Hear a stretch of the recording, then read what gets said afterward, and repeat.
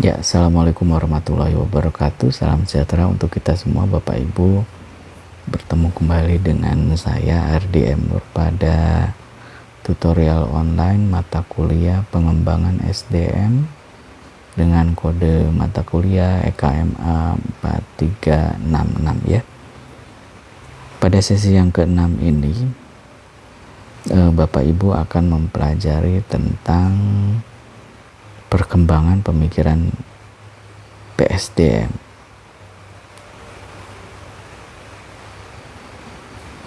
Ya, diantaranya pokok bahasannya tentang sejarah PSDM, kemudian rentang waktu sejarah PSDM, kemudian pengembangan SDM berbasis kompetensi, dan pengembangan SDM terpadu. Jadi pengembangan SDM ini akan terkait dengan bagaimana perkembangan MSDM. Jadi manajemen sumber daya manusia itu sendiri. Jadi Bapak Ibu harus dalam tanda petik sedikit membuka kembali kalau Bapak Ibu MSDM-nya sudah terlewat. Kalau ada yang belum, mungkin harus agak maju sedikit ya bacanya. Tapi dalam konteks manajemen secara umum sendiri ini bisa diperhatikan gitu, bagaimana dulu manajemen yang berawal boomingnya itu setelah ada revolusi industri itu, kemudian sampai sekarang 5.0, mungkin Bapak Ibu sudah masih ingat.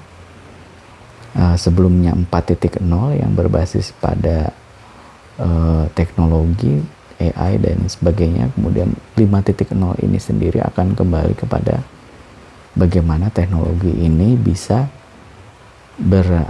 berkontribusi positif pada kehidupan manusia itu sendiri. Jadi ini sebelum ke PSDM ya, menarik gitu ya, kenapa akhirnya Jepang yang salah satu menginisiasi tentang revolusi industri 5.0 ini ya, karena mungkin mereka sudah mulai menyadari. Coba sekarang lihat Jepang, mereka maju di dalam hal teknologi, tapi kenapa piramida umur manusianya itu yang tua itu yang lebih banyak, piramidanya terbalik. Jadi kalau misalnya umur 0 sampai misalnya 90 itu ke atas gitu ya, jadi yang besarnya itu di atas, terbalik gitu ya. Jadi kalau kerucut dia terbalik begini. Karena ada yang misalnya membesar di tengah, ada yang misalnya membesar di bawah gitu ya, demografi penduduknya. Nah, ini tandanya bahwa orang-orang Jepang sekarang ini, mereka lebih banyak orang-orang tua yang umurnya dewasa ke atas ya, sedangkan anak-anak mudanya sedikit. Ini karena apa? Karena anak-anak mudanya sekarang mereka banyak yang tidak mau menikah dan tidak punya anak. Ini persoalannya kenapa? Kalau dari sisi teknologi, dari sisi kemajuan, kurang apa coba Jepang?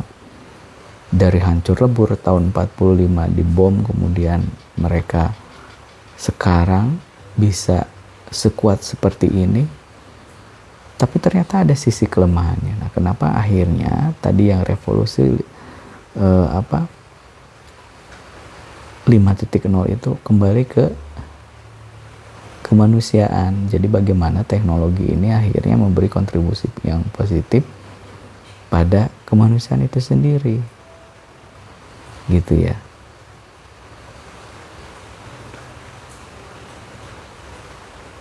Kemajuan robotika, AI dan sebagainya, ini akan, kalau tidak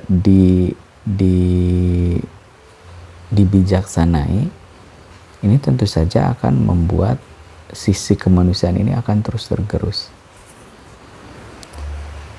Nah, di sini juga akhirnya perlunya pada pengembangan PSDM ini ada yang pengembangan SDM terpadu.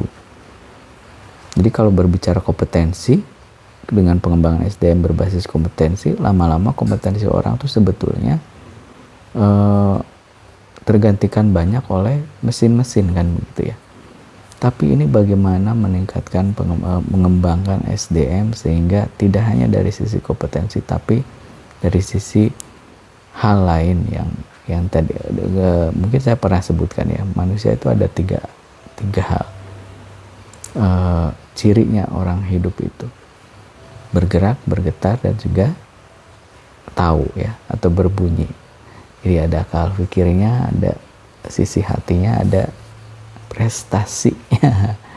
Nah, ini yang harus dipikirkan sehingga akhirnya terbentuklah